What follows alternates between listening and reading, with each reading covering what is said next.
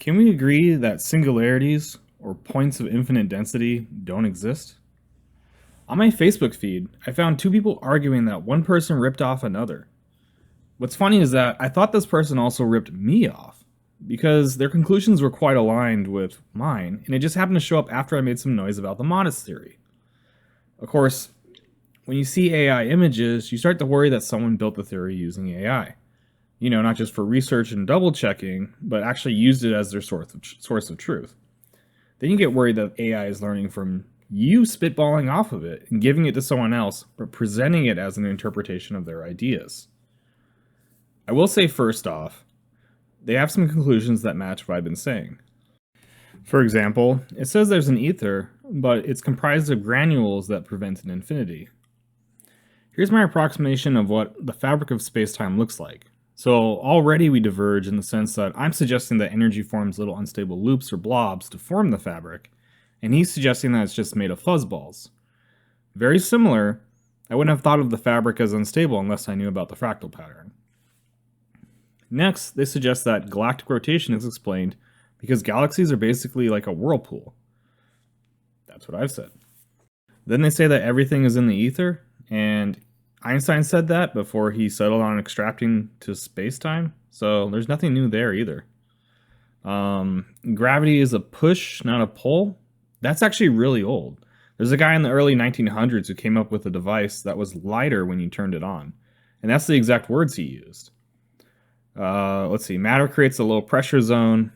I'm going to be honest, that feels like my words. But I guess others might have independently said that as well. Let's see, they give a formula. That's not how I tend to think of things. So I avoid math equations, even though it's in the software I write, because it does distract from the point, and I hate math. I write software so I don't have to do math. Let's see, links physics with metaphysical texts. I have no idea what the hell that is. It was going pretty well up to that point. He should have quit while he was ahead. Okay, so if we scroll down, here's another one. Yeah, so he's calling ether a lattice. I don't think it's technically a lattice. Pseudopixels and a lattice aren't quite the same thing, but if you sort of average things out, they would look the same. I'm not actually sure there's true black holes that can exist for a meaningful amount of time. So, matter captures energy up until the point it hits carrying capacity.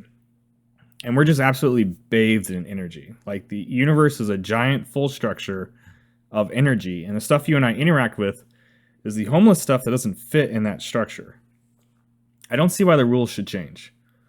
Likewise, you can see from the simulator that if you crank up the noise, the ability to maintain the loops that create mass diminishes. A black hole in the center of the galaxy would be very hot and thus very high noise. Energy would flow through it, and incidentally, we have pictures of this happening. Could be I'm looking at this wrong, though. So yeah, I agree with them. Singularities don't exist. Actually, this is the problem I went to solve that led me to eventually doing the modest theory. Now, I see there are multiple reasons they can't exist. For one, yes, the universe is made of quasi-pixels that blip in and out of existence, thereby preventing the mathematical rules that create a singularity from being applicable at that scale. The other issue is that the center of all mass, if it was stable, would be hollow. But it's most certainly not stable. We can see stuff swirling around, and it's most certainly asymmetric. It's getting pulled on in all directions. All right.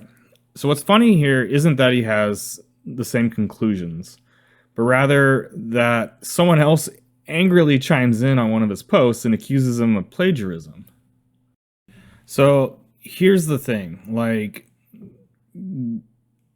I'm not the first one to come up with a lot of this stuff. Other people aren't the first people to come up with a lot of this stuff. It's almost like a can getting kicked down the road where people speculate that maybe there's a different direction to take things, and then for whatever reason or another, it just doesn't go there. I am going to say that when you're presenting yourself online, speaking in all capitals like a certain president, and then being like accusing people of stealing your work, and then later being like, so up for some partnership. Like I just no, no one's gonna want to work with someone who does that. Um, I think that's all there is to it. It's so maybe a lot of this stuff is right, and maybe if you go on for as many years as this person has, feeling ignored, this is the kind of behavior you start to resort to. I certainly hope I don't ever turn into that. Um, but my goal is to differentiate myself by actually having a software program that demonstrates what I'm talking about.